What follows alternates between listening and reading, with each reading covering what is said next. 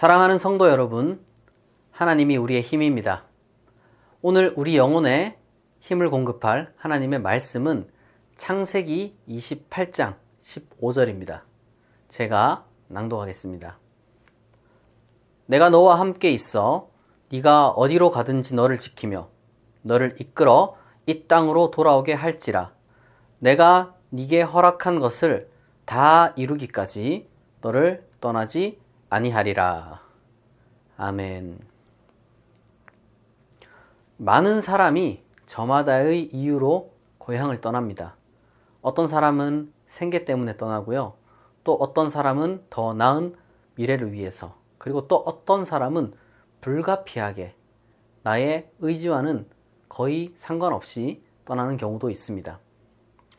그 과정에서 우리는 사람이라면 누구나 자연스럽게 느낄 수 있는 그 불안이라든지 두려움 같은 것들을 겪게 됩니다. 그 낯선 환경 속에 우리가 이제 적응해야 되고요. 그리고 또 고향 친구들이나 아니면은 고향에 많은 것들, 그런 것들이 이제 뭐 가족들이라든지 어떤 그 환경이라든지 이런 것들이 이제 그리워지기도 하고요. 때로는 신앙마저 흔들릴 때가 있습니다. 그러니까 오늘은 바로 그러한 상황 속에 있는 분들을 위해, 다시 말해 고향을 떠난, 그리고 고향을 떠날 수밖에 없는 그러한 분들을 위해 야곱의 이야기를 통해서 고향을 떠나야만 했던 바로 그 야곱에게 주신 하나님의 약속의 말씀이 다름 아니라 우리에게 주시는 하나님의 말씀이라는 것을 우리가 이 시간 다시 한번 확고히 되새기고 묵상하고자 합니다. 이 창세기에 보면 이 야곱이라는 한 사람이 나옵니다. 이 야곱은 이 아브라함의 손자, 그리고 이제 이삭의 아들입니다. 그런데 이 야곱이 자기 고향을 떠나야만 했던 이유는 쌍둥이 형, 그 에서를 속였기 때문입니다. 에서를 속여서 형이 죽이려고 이렇게 복수를 하고자 하니까 그 위협을 피하기 위해서 야곱은 자기 고향을 떠나야만 했던 것입니다. 조금 더 깊게 이 상황을 우리가 이제 이해하기 위해서 전체 맥락을 좀 살펴보겠습니다. 어느 날 이제 에서가 사냥에서 돌아와서 극도로 배가 고팠습니다. 이게 똑같은 쌍둥이인데 형은 아주 건장하게 자랐고 이 동생인 야곱은 그런 사냥 같은 것에는 좀 이렇게 소질이 없었던 것 같습니다. 양을 쳤던 것 같아요. 그런데 그날 이 야곱이 배고픈 형 에서를 이용해 가지고 이런 식으로 얘기를 합니다. 장자권을 나한테 팔아라. 에서는 제가 봤을 때 그냥 뭐 반 농담으로, 아니면은 정말 어떻게 보면은 진짜 죽을 뻔한 상황에서 야곱이 이제 그를 구해주며, 어떤 상황인지 우리가 정확하게 모르지만 어쨌거나 이제 그런 상황이 있었던 것 같습니다. 결국에는 에서는 자기도 모르게 이렇게 말을 내뱉었어요. 내가 죽게 되었으니 이 장자의 명분이 내게 무엇이 유익하리요. 그러니까 이제 야곱은 요게 일종의 이제 맹세를 받아낸 거죠. 난 이제 장자 포기했다. 이렇게 이야기를 한 거예요. 그러니까 사실상 법적 효력이 있는 이 구두 계약을 완성시킨 겁니다. 그러나 이것이 실질적으로 장자권을 이제 야곱이 이제 취하기 위해서는 아버지의 공식적인 축복, 그러니까 사실상 일종의 그 유언장이자 그리고 이제 권위 이양식이 이제 필요했던 겁니다. 그래서 야곱은 어머니 리브가의 도움으로 이 에서의 어떤 그 옷을 입고 이 털을 이렇게 이제 또 이렇게 막 붙이고, 그래서 이제 이삭이 좋아하는 음식도 준비해서 자기가 이제 에서라고 직접적으로 속임으로써 이 시각적인 어떤 그 한계가 있는 그 자기 아버지에게서 장자의 축복까지 받아냈습니다. 우리가 이것만 보면은 이게 뭐가 그렇게 심각한 일인가 이렇게 생각이 들 수 있어요. 그러나 고대 사회에서는 여러분 이때는 문자가 아직 없었어요. 그래서 이 공식적인 선언과 축복 같은 거는 그냥 흘러가는 말이 아닙니다. 법적 구속력을 가지고 있는 계약이었어요. 그러니까 이제 에서가 한 말, 이삭이 한 말은 그 이중적인 어떤 그 법적 구속력을 가지고 있었다는 거죠. 그래서 심지어 이삭 같은 경우는 자기가 나중에 속았다는 것을 알아차렸지만 성경에 보니까 어떻게 되어 있느냐, 그를 축복하였은즉 그가 복을 받을 것이니라. 그러니까 어쩔 수 없다. 이건 한번 내뱉은 말은 도로 죽을 수 없다 라고 지금 이야기를 하는 겁니다. 그러니까 비유하자면요, 이제 에서에게 장자권 나한테 이제 달라고, 주겠다고 당신이 말하라 해가지고 실제로 말을 내뱉었잖아요. 그거는 이제 상속 계약서에 이제 이 서명을 받은 거고요. 그리고 이제 이삭이 알든 모르든 어쨌든 이제 에서가 아니라 이 야곱에게 축복을 했단 말이에요. 요거는 일종의 이제 유언서의 내용이 이제 결정된 거랑 똑같은 겁니다. 그러니까 이 모든 것에 분노한 에서가 결국에는 이제 야곱을 이제 죽이려고 들었고, 이 소식을 들은 리브가는 형제 둘을 다 이제 자식 둘을 잃을 수가 없다라고 해가지고 너 빨리 이제 외삼촌한테로 도망가라 해서 이렇게 도망을 시켜줍니다. 그래서 이 야곱이 고향을 떠날 수밖에 없었던 거예요. 그런데 성경을 보시는 분들은 요까지만 성경을 읽거나 아니면 요까지만 이야기를 딱 들으면 표면적으로는 사실 야곱이 죽일 놈이 맞죠. 이 가족을 이렇게 이제 형제를 그리고 이제 아버지를 속여버린 아주 못된 놈으로 이제 볼 수가 있겠습니다. 사실 여러분, 이게 배신이라고 해야 될까, 이 사기라고 해야 될까, 이게 생판 모르는 남이 이제 쳐도 화가 나는데 가족이 그렇다고 생각해봐요. 이거는 더 용서하기 힘들죠. 그러나 이거는 다소 우리가 너무 현대적인 어떤 관점으로 접근하는 겁니다. 고대 근동 문화의 맥락이라든지, 그리고 이제 창세기라는 이 성경의 그 저술 의도라든지 이런 것들을 우리가 이제 살펴보면요, 이 야곱 이야기가 단순히 무슨 가족 등쳐먹은 이 사기꾼의 성공담 같은 이야기가 전혀 아닙니다. 성경은 여러분 자세히 보면요, 아브라함, 이삭, 야곱, 그리고 요셉에 이르기까지 이 모든 믿음의 조상들이 다 각자의 방식으로 속임수를 쓴 것에 대해서 전혀 감추지 않아요. 그냥 그대로 씁니다. 그런데 주목할 점은 뭐냐? 성경 속에서 하나님이 아브라함, 이삭, 야곱, 요셉이 이제 속임수 쓴 것에 대해서 단 한 번도 직접적으로 질책하지 않으셨다는 거예요.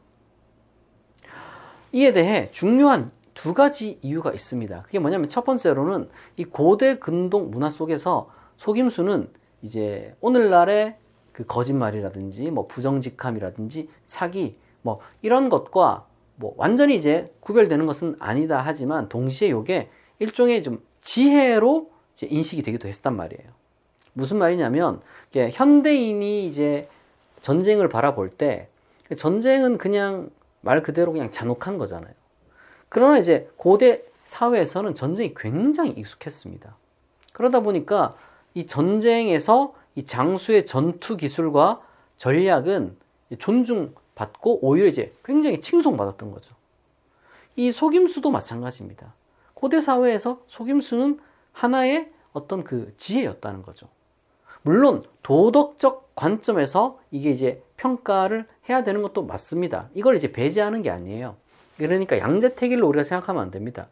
거짓말은 잘못된 겁니다. 그러나 속일 수 있음은 뱀과 같은 지혜의 어떤 그 표현이기도 했다는 거예요.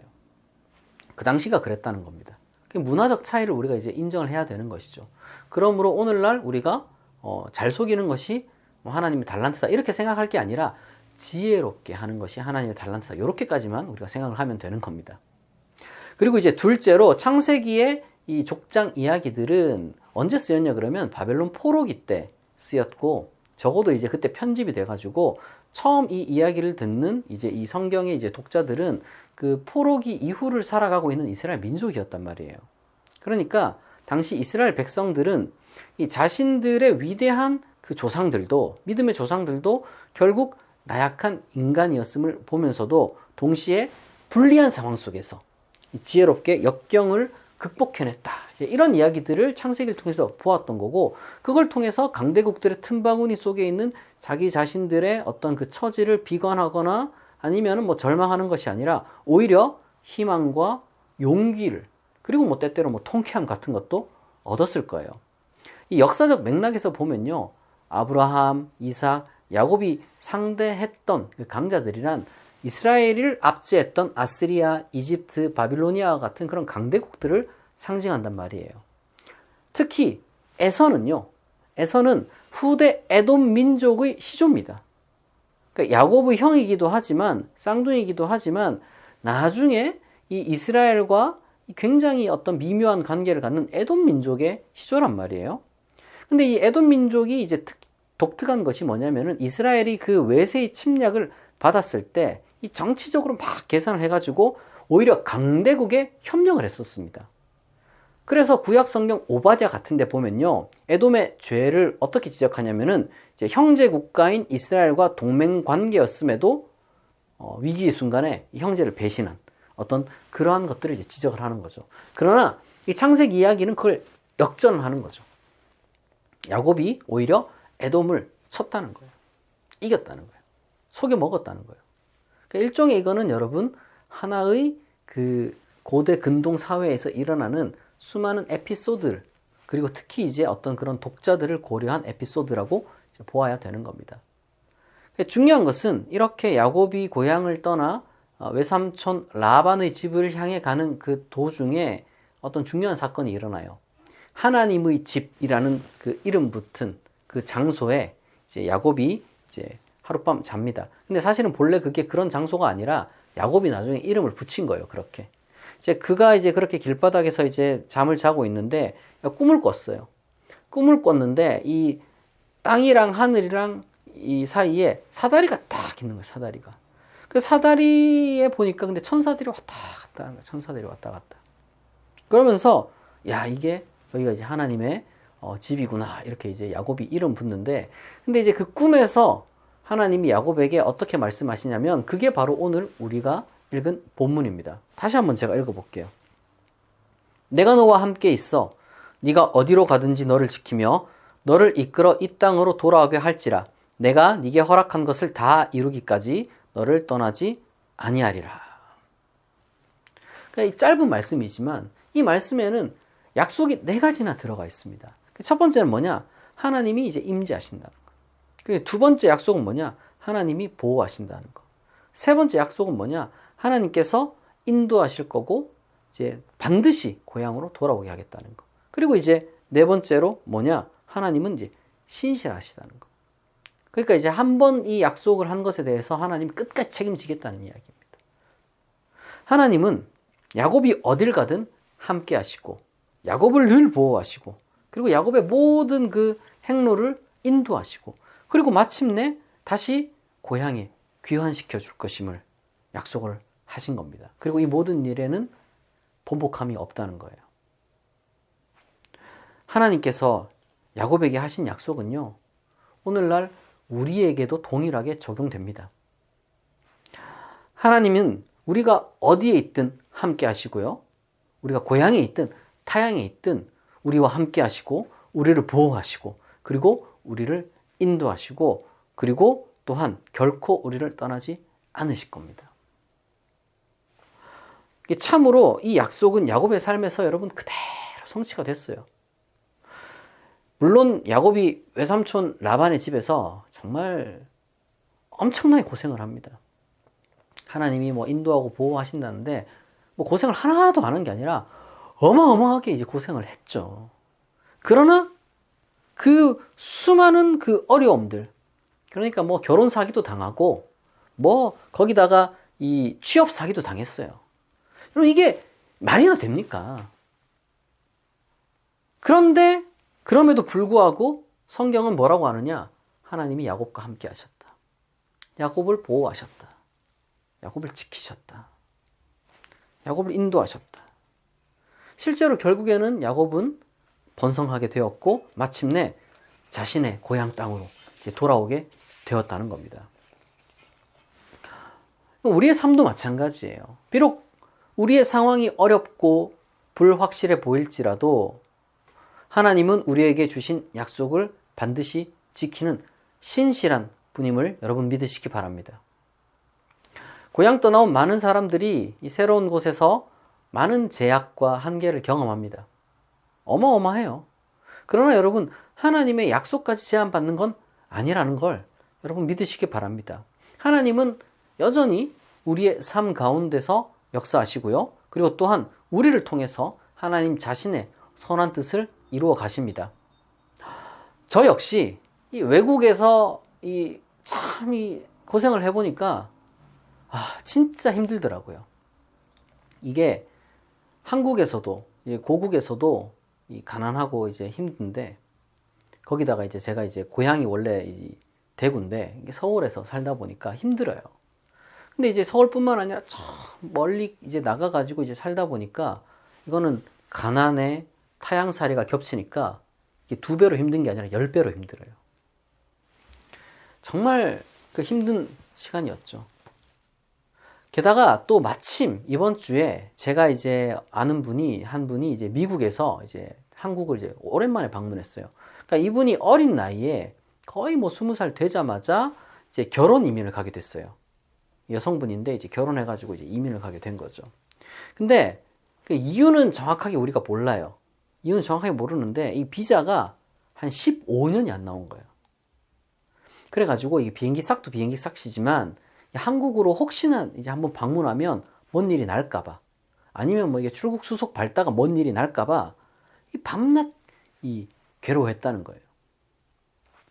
여러분, 이게 뭐 외국에서 비자 안 나오는 문제, 거기다가 이게 뭐 외국 산다고 자동으로 막 그 나라 말이 막 수술 나오는 게 아니거든요. 영어도 힘들고 하니까 얼마나 힘들었겠어요. 어떤 분들은 이렇게 이제 비자가 뭐 한 10년 넘게 안 나온다고 하니까 어떻게 그런 일이 가능하냐, 뭐 결혼까지 했는데 도대체 무슨 문제가 있어서 그러냐, 혹시 뭔가 이제 뭐 불법을 저지른 게 아니냐, 뭐 이런 이야기까지 하시는 분들도 있는데, 여러분 이게 뭐랄까, 실제로 제 가까운 지인이 그런 일을 겪었단 말이에요. 그러니까 외국에서 비자 문제라고 하는 거는 우리가 생각하는 것만큼 무슨 뭐 ABC 행정 절차대로 하면은 그 다음에 탁탁탁 나오는 그런 게 아닙니다. 뭔가 그렇게 정확하게 뭐 수학적으로 딱 되는 게 아니에요. 굉장히 이해하기 어려운 일들, 굉장히 사람 마음 졸이게 만드는 게 여러분 이 외국에서의 비자 문제거든요. 사회적 신분이 불안정하다는 거예요. 사회적 신분이. 그런데 어쨌거나 이제 뭐 긴 시간이죠. 거의 20년 가까이 이제 고생을 하면서 다행히 문제가 해결돼 가지고 이제 한국에 또 방문할 수 있게 되었거든요. 그분 같은 경우는 이제 예수 믿는 분인데 문자 그대로 거의 고향 방문에 대한 기도를 한 20년을 했단 말이에요. 그게 이제 뭐 이루어진 거죠. 물론 이 현대 사회에서 이제 고향을 떠나고 다시 고향으로 돌아오는 것이 뭐 마냥 고대처럼 낭만적인 일이냐, 뭐 그런 건 아닙니다. 무슨 말이냐면 이제 물리적으로 이렇게 이제 고향을 떠나서 이제 다시 고향으로 귀환하는 것이 기도 제목인 분도 있겠지만, 새로운 땅에 뿌리를 내려서 제2의 이 고향으로 이제 내가 여기를 삼겠다라고 하는 것이 이제 기도 제목인 분도 있는 것이죠. 중요한 것은 우리 지상에서의 이 고향은 우리의 마음을 놓을 수 있는 곳이 고향이라는 거예요. 우리의 마음을 놓을 수 있는 곳. 나의 의지와 그리고 또한 나의 만족으로 정착한 곳이며, 그런 점에서 사실상 모든 사람이 다 고향을 찾아 헤매고 있다고 해도 과언이 아닌 거예요. 내 마음 놓을 수 있는 곳, 내가 이제 만족할 수 있는 곳, 내가 여기를 내 고향이다 라고 말할 수 있는 곳을 사실 우리 모두는 다 찾아다닙니다. 야곱 이야기를 통해서 우리가 이제 알 수 있는 거는 물리적으로 하나님께서 이제 고향으로 돌아오게 하신다, 뭐 이것도 있겠지만 더 근본적으로는 하나님은 우리가 참된 고향을 찾을 때까지 끝까지 함께하는 분이다 라는 걸 여러분들이 기억하시면 될 겁니다. 또한 여러분, 야곱은요 이 타향살이를 하면서 단순히 생존한 게 아니라 그 과정들을 보게 되면 하나님의 계획 가운데 결국에는 큰 민족, 이스라엘 민족의 초상이 되었다는 것을 우리가 이제 확인합니다. 마찬가지로 하나님은 우리의 타향살이를 통해서 이 참된 고향을 찾아가는 이 과정 중에 우리를 성장시키시고 또한 우리를 통해서 큰 일을 이루기를 원하신다는 거예요. 우리는 타향살이를 통해서요, 다양한 문화, 언어, 그리고 이제 사람들을 내가 원튼 원치 않든 경험하고 그것을 대하는 법을 배우게 됩니다. 그리고 여러분 그 과정 중에 더 넓은 시야를 가질 수밖에 없어요. 사람이란 존재가.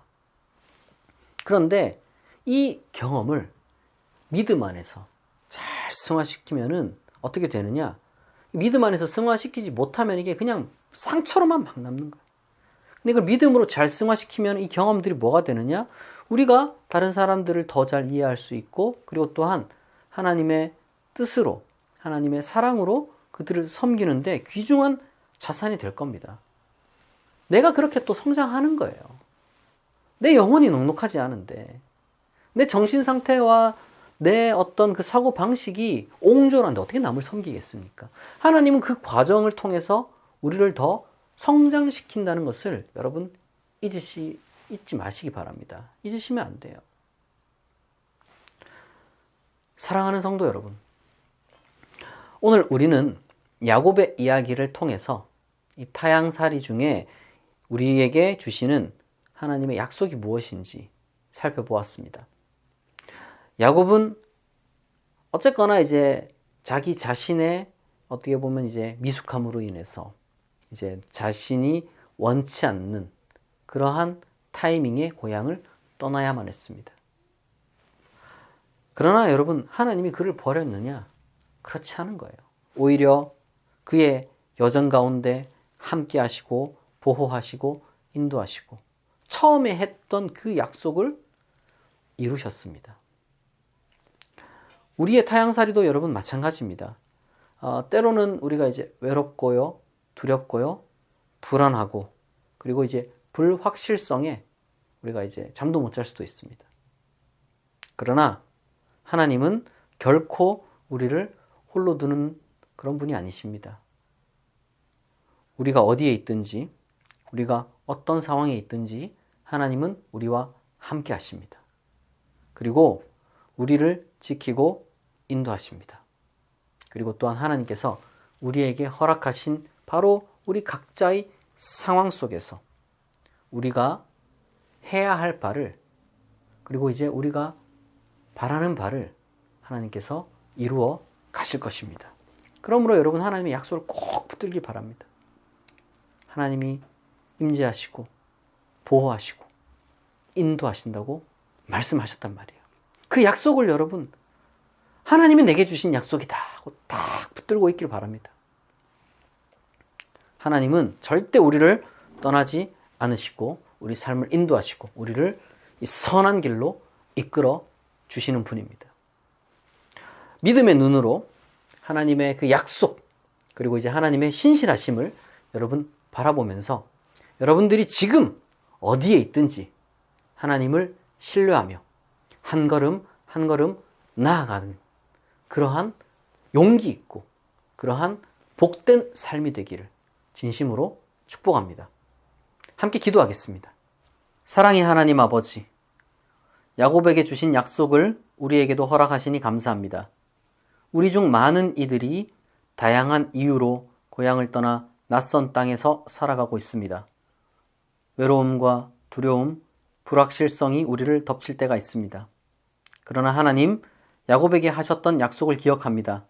내가 너와 함께 있어 네가 어디로 가든지 너를 지키며 너를 이끌어 이 땅으로 돌아오게 할지라. 내가 네게 허락한 것을 다 이루기까지 너를 떠나지 아니하리라는 그 말씀이 우리에게도 주시는 말씀임을 믿습니다. 낯선 환경 속에서도 하나님의 임재를 경험하게 하시고 하나님의 보호하심을 알게 하시고 외로운 가운데서도 하나님의 위로를 느끼게 하옵소서. 우리의 흔들리는 신앙을 붙잡아 주시고 어려움 속에서도 새로운 길을 발견하게 하옵소서. 하나님께서 우리 삶에 약속하신 것들을 신실하게 이루어 주실 것을 믿습니다. 우리의 인생을 인도하시고 마침내 우리를 본향으로, 참된 고향으로 이끌어 주실 것을 믿습니다. 우리의 타향살이를 통해 하나님의 크신 계획이 이루어지게 하시고 무엇보다 우리가 타향에서 어디에 있든 복의 통로가 되게 하옵소서. 우리가 어디에 있든지 무엇을 하든지 하나님이 함께 하신다는 사실을 잊지 않게 하시고 이 확신 가운데서 오늘도 타향에서 담대하게 걸어갈 수 있게 하옵소서. 감사드리며 예수님의 이름으로 기도드립니다. 아멘.